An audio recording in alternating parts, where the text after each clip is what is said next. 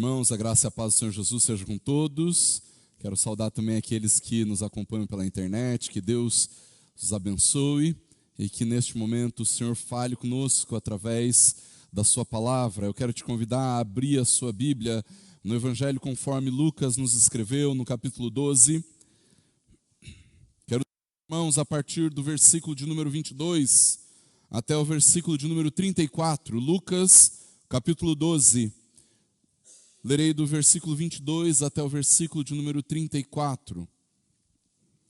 Evangelho que Lucas nos escreveu, capítulo 12. Lerei dos versículos 22 a 34, onde a palavra do Senhor nos diz assim: A seguir, Jesus se dirigiu aos seus discípulos, dizendo: Por isso digo a vocês, não se preocupem com a sua vida, quanto ao que irão comer, nem com o corpo quanto ao que irão vestir. Porque a vida é mais do que o alimento, e o corpo mais do que as roupas. Observem os corvos que não semeiam, não colhem, não têm despensa nem celeiros, contudo, Deus os sustenta. Vocês valem muito mais do que as aves. Quem de vocês, por mais que se preocupe, pode acrescentar um côvado ao curso da sua vida? Portanto, se não podem fazer nada quanto às coisas mínimas, por que se preocupam com as outras? Observem como crescem os lírios.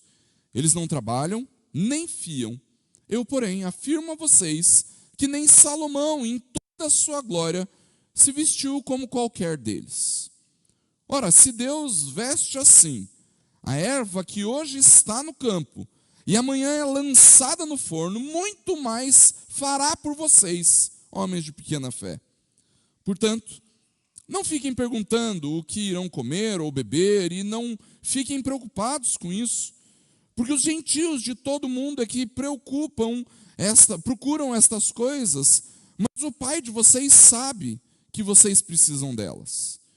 Busquem, antes de tudo, o seu reino, e estas coisas lhes serão acrescentadas. Não tenham medo, ó pequenino rebanho, porque o Pai de vocês se agradou em dar-lhes o seu reino. Vendam os seus bens e deem esmola, façam para vocês mesmos bolsas que não desgastem, tesouro inesgotável nos céus, onde o ladrão não chega, nem a traça corrói. Porque onde estiver o tesouro de vocês, aí estará também o seu coração. Vamos orar?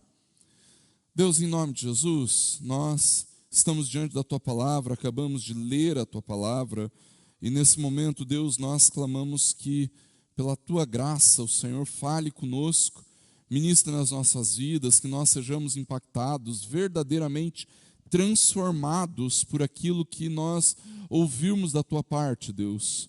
Por favor, opera em nós. Nós precisamos da graça do Senhor, precisamos da Tua bondade, nós precisamos do Senhor trazendo poder para nós para vivermos todos os dias de acordo com a Tua vontade. Aumenta a nossa fé, cura a nossa incredulidade, trata a nossa ansiedade, para que o tempo todo, Deus, confiados no Senhor e na Tua bondade, nós possamos viver. Opera com graça nas nossas vidas. É o que nós te pedimos em nome de Jesus. Amém. Eu acredito que você concordaria comigo quando eu digo que a ansiedade é um dos maiores problemas dos nossos dias. Parece que ser ansioso é quase que um sintoma coletivo da nossa sociedade, não é mesmo? Eu tenho quase certeza que você já ouviu alguém dizendo: nossa, eu sou extremamente ansioso, eu sou extremamente ansiosa. E toda essa ansiedade que a gente vê por aí, e, sejamos honestos, muitas vezes vemos em nós mesmos, faz com que nós estejamos sempre preocupados demais. Nós nos preocupamos o tempo todo. Nós nos preocupamos com o sustento, com a temperatura, se vai chover, se vai fazer sol. Nos preocupamos com o governo, com a economia. com o preço do combustível, com a parcela atrasada, com o filho rebelde e, vamos ser honestos, a gente se preocupa até com o filho estudioso. Nós nos preocupamos com tudo, o tempo todo. Afinal, queridos, como é que nós podemos combater a nossa ansiedade se nós vivemos o tempo todo tão preocupados? No entanto, irmãos, você vai concordar comigo, não é assim que nós devíamos viver, não é mesmo? Não é verdade?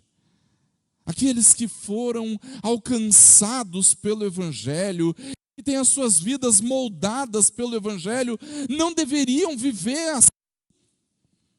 Na verdade, queridos, o Evangelho é a única resposta para a nossa ansiedade e para as nossas preocupações.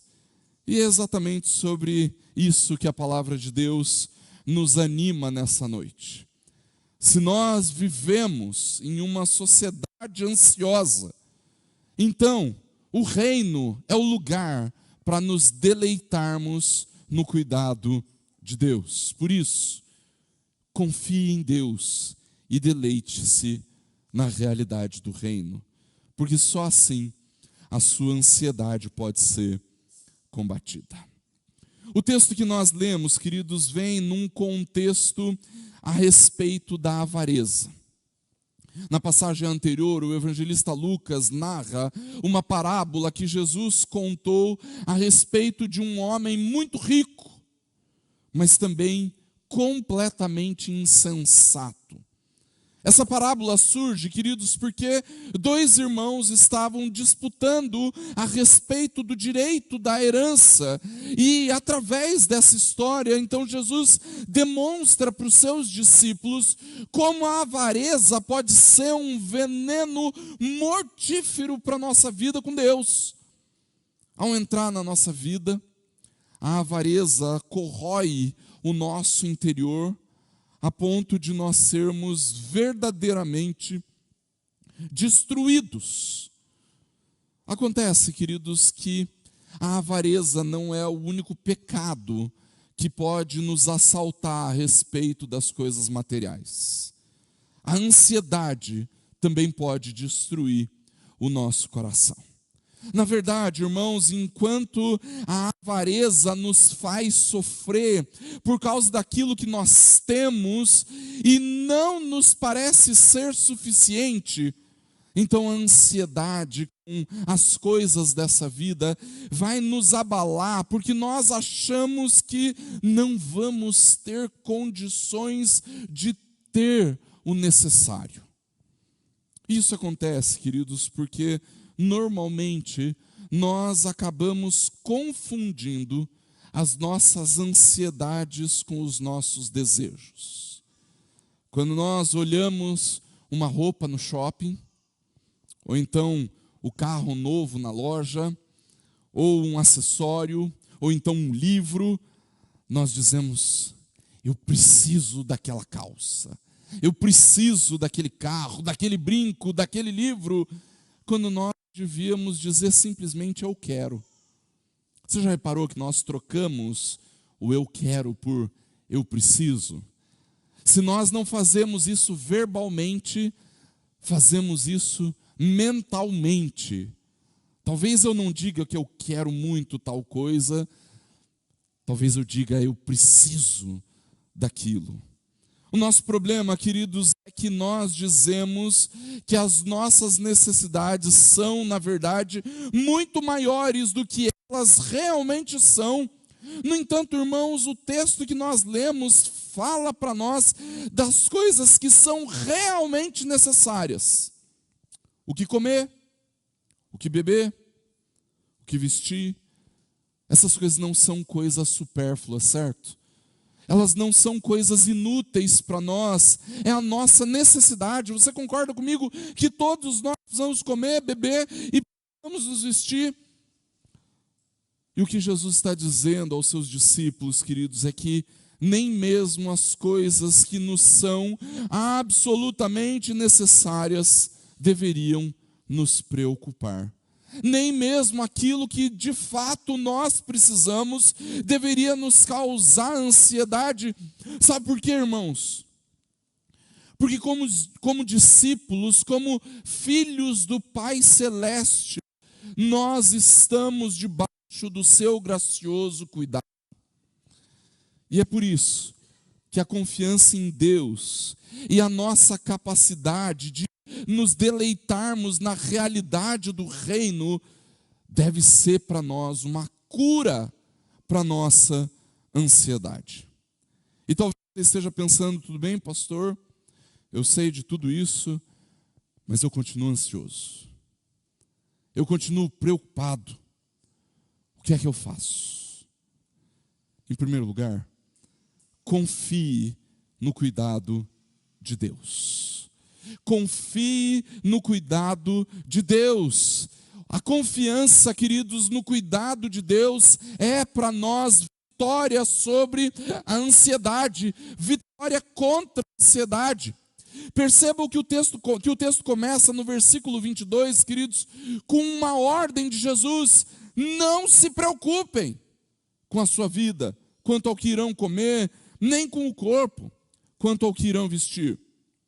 Queridos, Jesus não está dando sugestão para nós, Jesus não está dando para nós uma dica, Ele está nos dando uma ordem. Não se preocupem, não fiquem ansiosos. E você pode até dizer, pastor, mas essa ordem que Jesus está nos dando é impossível de ser cumprida. Olha para a minha vida, eu estou desempregado, a minha família tem passado dificuldade, a minha pequena poupança já chegou ao fim, e eu não tenho mais de onde tirar o sustento da minha casa. Ou então, pastor, é impossível não ficar preocupado, olha o que está acontecendo com a economia, como que nós não vamos ficar preocupados com essas coisas? Como nós não vamos ficar ansiosos com isso? Irmãos, se Jesus nos dá essa ordem como seus discípulos, é porque Ele também está nos apresentando qual é a solução para não andarmos ansiosos. A primeira parte dessa solução é entendermos, queridos, que a vida é mais do que alimento e vestes. Não é isso que Ele nos diz no versículo 23? A vida é mais do que alimento e o corpo mais do que as roupas. Queridos, nós é que somos responsáveis por reduzirmos a nossa vida a estas coisas. Nós é que normalmente reduzimos o nosso corpo a isso, mas a vida é muito mais do que alimento e vestuário, irmãos. Nós estamos tão acostumados a resumirmos a nossa vida a comida e roupas, que quando alguém chega para nós e diz que a vida é mais do que isso, nós nem conseguimos pensar no que poderia ser. Será que é o trabalho? Será que é a família? Do que Jesus está falando para nós, que a vida é mais do que isso? Eu já vi um meme na internet que dizia, depois que a gente chega numa certa idade, chamar para sair é a mesma coisa que chamar para comer, né? Ou então, não me chame para sair se não for para comer alguma coisa. Queridos, nós estamos tão acostumados a reduzirmos a nossa vida, a busca pelas nossas necessidades, que nós nem percebemos que a vida é muito mais do que isso. A nossa vida não deve ser baseada nas nossas necessidades materiais. A maioria das pessoas trabalha para obter sustento. Alguns constroem carreiras, outros vão trabalhando naquilo que dá e fazem isso apenas querendo ter dinheiro ou então querendo simplesmente sustentar a sua família.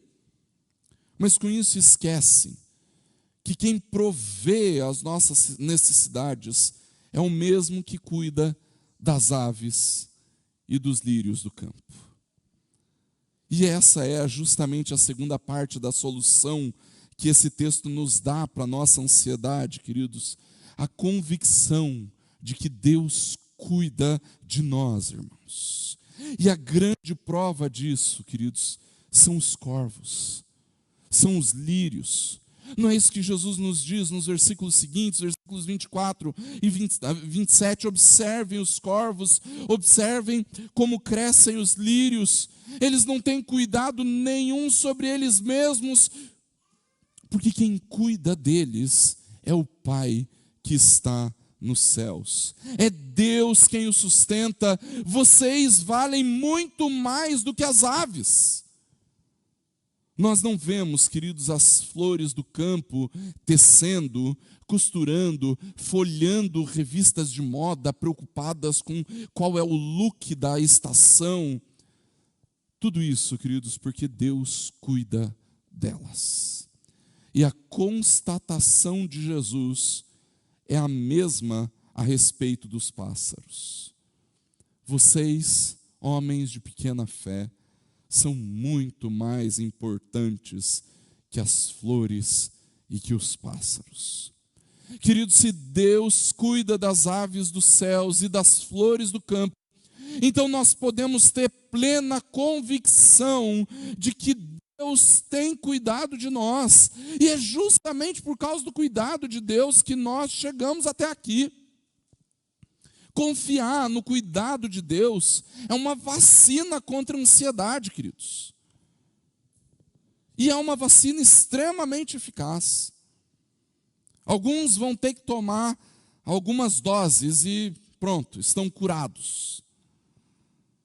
Outros vão precisar tomar essa vacina todo dia. Eu não sou o Ministério da Saúde, mas quero vacinar você contra a ansiedade todos os dias. Mas, queridos, uma coisa é certa. Quando nós verdadeiramente confiamos no cuidado de Deus, nós somos curados da nossa ansiedade. E se nós temos sofrido com a ansiedade e com as preocupações, então nós precisamos confiar ainda mais no cuidado de Deus. Mesmo porque, queridos, em segundo lugar, a ansiedade não resolve os nossos problemas. E mais do que isso, demonstra a nossa incredulidade. O que Jesus nos diz, irmãos, é que a ansiedade é inútil. Ela não resolve os nossos problemas. Ficar extremamente preocupado não serve para absolutamente nada. Olha os versículos 25 e 26, o que Jesus diz. Quem de vocês, por mais que se preocupe, pode acrescentar um côvado ao curso da sua vida? Portanto, se não podem fazer nada quanto às coisas mínimas, por que se preocupam com as outras? Na passagem anterior, queridos, na parábola do rico insensato, nós vemos Deus chamando aquele homem de louco. Até mesmo aquele que se deleitava nos seus bens, que tinha se preparado para o futuro e que agora estava tranquilão, porque estava lá com os seus celeiros cheios, com o bolso cheio também de dinheiro, e ele podia simplesmente sentar e aproveitar a beleza da vida. O rico fazendeiro da parábola que Jesus contou para nós, queridos, nos versículos anteriores, tinha toda a sua segurança, o seu conforto, o seu deleite nos bens que ele possuía. Mas a sua ganância e a sua avareza não o deixaram perceber que a sua vida estava por um fio. Irmãos, nós não podemos nos esquecer que é Deus quem está no controle da vida. Não é a suposta confiança que temos nos nossos bens e recursos. O rico fazendeiro da parábola tinha muitos bens, ele tinha o que comer, ele tinha o que beber, ele tinha com o que se vestir, mas isso não segurou a vida dele. Se nós, queridos, não podemos fazer nada para nos segurar nas coisas pequenas, nas nossas necessidades mais básicas, irmãos, então nós também não podemos fazer nada por aquelas coisas que estão completamente fora do nosso controle. Diga a verdade. Se você pensar, tiver aí um pensamento positivo, muito forte, seu emprego está garantido? Se você, assim, tiver fé no futuro, a economia melhora, certo? Não, né? O que nós fazemos, então, com estas coisas que fogem completamente do nosso controle? Se a nossa ansiedade, queridos, não enche a barriga, se a nossa ansiedade não paga o boleto, então ela também não vai resolver problemas que são muito maiores do que aqueles relacionados com o nosso sustento. E é por isso que no versículo 29, queridos, Jesus diz que essas coisas não devem ocupar a nossa cabeça. Ficar pensando, preocupados, cheios de ansiedade, não produz nada de efetivo nas nossas vidas. Ao contrário, só manifesta a nossa incredulidade.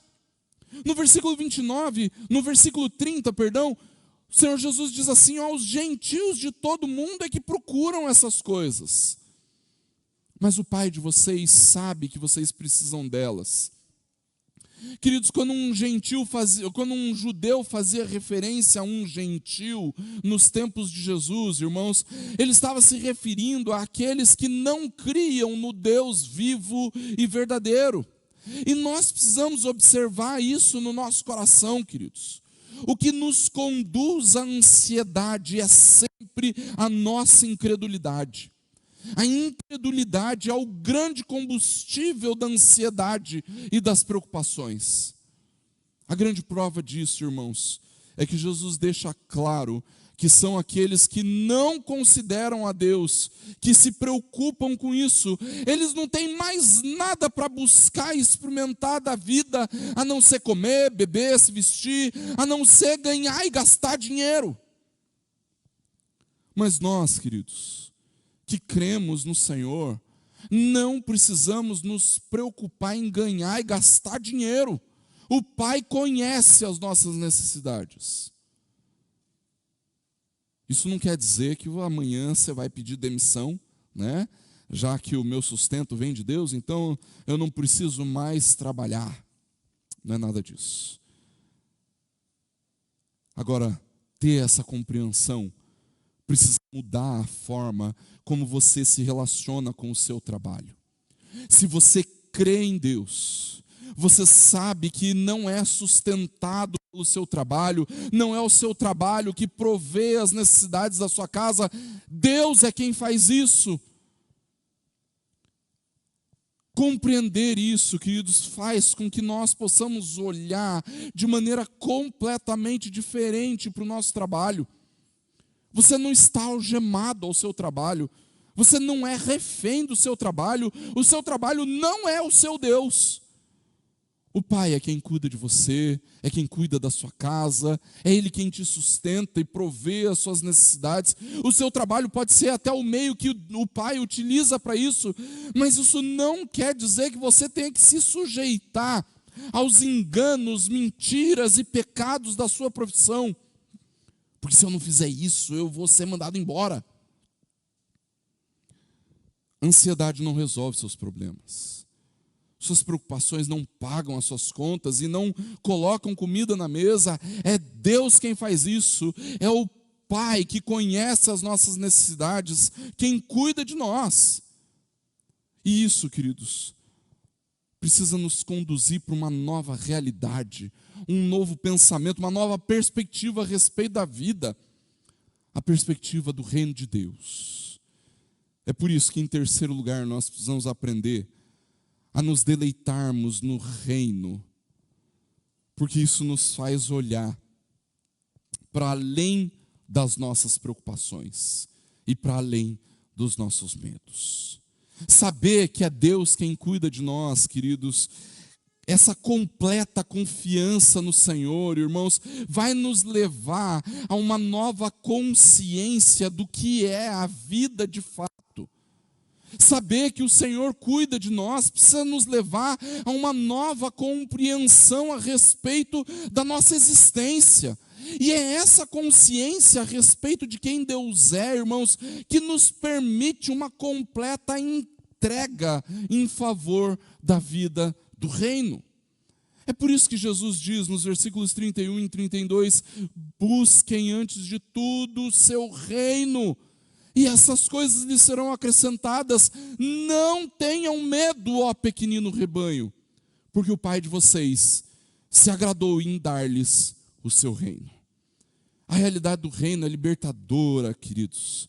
Quando nós estamos livres da ansiedade, porque nós compreendemos o cuidado de Deus na nossa vida, então nós nos entregamos completamente para buscarmos o reino de Deus. Isso não quer dizer, queridos, que então você deve parar de trabalhar, cruzar os braços, sentar no sofá, ligar no Netflix, na novela e esperar as coisas serem acrescentadas. Deixa eu te dizer, ninguém que está buscando verdadeiramente o reino vive dessa forma. Mas a partir do momento em que os nossos pensamentos, o nosso coração, a nossa vontade, os nossos desejos estão no reino e não nos cuidados desse mundo, não nas preocupações da vida, então, queridos, nós vivemos uma busca desimpedida pela realidade poderosa e graciosa e gloriosa do reino. Isso quer dizer que quando nós passamos a construir o nosso casamento, nós passamos a construir o casamento de acordo com o reino. Nós criamos os nossos filhos de acordo com o padrão do reino. Nós passamos a trabalhar, mesmo na sua profissão cotidiana, não somente na igreja, como cidadãos do reino. E é nessa realidade do reino que Deus vai acrescentando as demais coisas em nossa vida, queridos. Afinal, irmãos, quais são as coisas que nos causam preocupação? O que é que nos deixa ansiosos? Por acaso não são exatamente as coisas terrenas, as coisas deste mundo, as coisas materiais? Pensa bem, os seus maiores temores, as suas grandes preocupações, a sua ansiedade, não estão completamente vinculadas com o seu medo de perder aquilo que você tem? Nada nos dá mais dor de cabeça, queridos. Nada nos causa mais preocupações, irmãos, do que a nossa luta diária para mantermos as nossas coisas, para mantermos o nosso padrão de vida. Nada nos causa mais ansiedade do que a nossa tentativa desesperada de manter o nosso tesouro, de manter o nosso reino. Mas deixa eu te perguntar, se o Pai se agradou em nos dar o seu reino, por que é que nós sofremos tanto? Por que nós nos preocupamos tanto, irmãos? O grande deleite do reino, queridos, é saber que o Pai se agradou em nos dar o reino. Não é algo que foi conquistado à força, pelos nossos esforços, pelos nossos méritos, pelas nossas virtudes, pela nossa vida de oração, pelo nosso trabalho. O Pai é gracioso e bondoso e amável e doce e cuidadoso e generoso e abundante, que se agradou em nos dar o reino. Então, por que colocar o nosso coração em algo tão menor como dinheiro, trabalho, bens, propriedades, comidas, vestes, se nós temos algo tão maravilhoso no que nos deleitarmos? Por causa do nosso tesouro, queridos, nós construímos muros, nós damos passos extremamente cuidadosos, nós não fazemos loucura, temos medo de dar um passo em falso. Por causa do nosso reino, nós temos medo, a ansiedade toma conta do nosso coração, as preocupações dominam a nossa mente. Mas, queridos, quando o nosso tesouro está no Pai e no seu reino, então nós não precisamos temer, porque não somos nós que mantemos o reino, é o Pai. E porque o Pai é o responsável por sustentar o reino, que nós, queridos, em último lugar, podemos superar a ansiedade e até mesmo a avareza ao contribuirmos com o reino. Contribuir com o reino, queridos, nos faz superar a ansiedade e a avareza. Veja o que Jesus diz no versículo 33, vendam os seus bens e deem esmola, façam que para vocês mesmos bolsas que não desgastem, tesouro inesgotável nos céus, onde o ladrão não chega, nem a traça corrói. Em todo o evangelho que Lucas nos escreveu, queridos, nós encontramos essa perspectiva. Talvez uma das ênfases mais significativas deste relato do evangelho especificamente seja essa: a importância de dar, de compartilhar daquilo que nós recebemos. Irmãos, sempre que nós falamos sobre as boas obras que nós somos convocados para realizarmos, nós precisamos lembrar que essas boas obras não conquistam o reino dos céus para nós. Nós acabamos de celebrar a Reforma Protestante e é muito importante que você tenha isso em mente. Ninguém vai ser salvo, nem vai desfrutar do reino porque dá esmolas, ou porque faz o bem, ou porque tem se dedicado em viver como um bom pai, ou como uma boa esposa, ou como um bom cidadão. O versículo 32 nos mostra, queridos, que o Pai se agradou em nos dar o seu reino. O reino que nós recebemos, irmãos, é um resultado da graça do nosso Pai, da graciosidade de Deus. A salvação que nós recebemos em Cristo não é resultado da nossa busca, ou da nossa inteligência, ou dos nossos méritos e virtudes que nós supostamente temos, nem das boas obras que nós praticamos. No entanto, queridos, uma vez que nós compreendemos a nova realidade do reino, que nós recebemos do Pai, então nós somos movidos pela necessidade de compartilhar, de dar, de contribuir com o reino. E a perspectiva por trás disso é bem simples. Uma vez que o Pai tem prazer em conceder o reino, nós então não precisamos construir o nosso reino. Porque o reino do Pai é muito melhor que o nosso reino.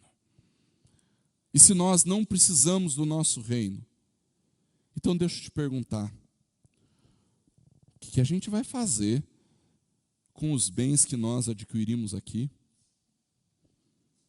O que nós faremos com o conhecimento que construímos aqui? O que nós faremos com o dinheiro que nós adquirimos aqui? Nós usamos tudo isso, queridos, para o serviço do reino. Irmãos, nós olhamos para o nosso Deus, o Pai que se agradou de nos dar o seu reino, vemos a sua generosidade, nós vemos a sua liberalidade, a sua abundância, a sua graciosidade, e nós vemos que nós somos alvos dessa imensa bondade. E movidos por quem o nosso Pai é, queridos, nós somos levados a fazer o mesmo. Nós não conquistamos o reino, nós não compramos o reino, nós recebemos graciosamente do Pai. E essa graciosidade nos leva a vivermos a mesma bondade para com as pessoas que estão perto de nós. Veja, o texto diz que Deus se agradou em dar. E Ele deseja que a gente compartilhe do mesmo sentimento que Ele teve. Ele se agradou em dar. Quando nós, queridos, estamos tão vinculados ao reino, que chegamos a nos desprender dos nossos bens, abençoando outras pessoas, nos doando a outras pessoas, esmolando, nos dedicando àqueles que precisam, então, queridos, nós estamos, sem dúvida, acumulando um tesouro inesgotável nos céus. A Bíblia nos diz isso. Nós somos tão impactados com a generosidade e com a bondade e com a graciosidade do Pai, queridos, em nosso favor, que nós desejamos fazer o mesmo. E isso cura a nossa ansiedade, irmãos. Não precisamos nos preocupar com aquilo que é nosso, porque nós temos o reino, e nós recebemos o reino de graça. E esse reino é muito melhor. E ao mesmo tempo, cura a nossa avareza, porque nós somos inspirados e motivados pelo Pai para darmos generosamente daquilo que nós temos. Concluindo, queridos, Jesus nos diz no versículo 34: onde estiver o tesouro de vocês, aí estará também o seu coração. Queridos, todos nós temos um tesouro. Alguns olham para o seu trabalho, outros vão perceber na sua carreira o lugar do seu tesouro. Outros vão olhar para a sua família e dizer: o meu maior tesouro é a minha família. Outros têm o seu tesouro no tesouro mesmo. Nos bens, no dinheiro, nas propriedades que possuem. No entanto, queridos, a palavra de Jesus para nós não é apenas uma sugestão. Jesus está dizendo com todas as letras: o seu coração está preso ao seu tesouro. Diante disso, você precisa descobrir onde é que está o seu coração. A exortação da palavra do Senhor, queridos, nos manda colocarmos o nosso coração nos céus. O lugar do nosso tesouro está em Jesus, o nosso maior tesouro. Mas será que o seu maior tesouro está realmente nos céus? Que nós, queridos, possamos vencer a ansiedade, que nós possamos vencer a avareza, confiando em Deus e nos deleitando no seu gracioso reino. E que assim, queridos, o Senhor, o nosso Deus, nos abençoe. Amém. Feche seus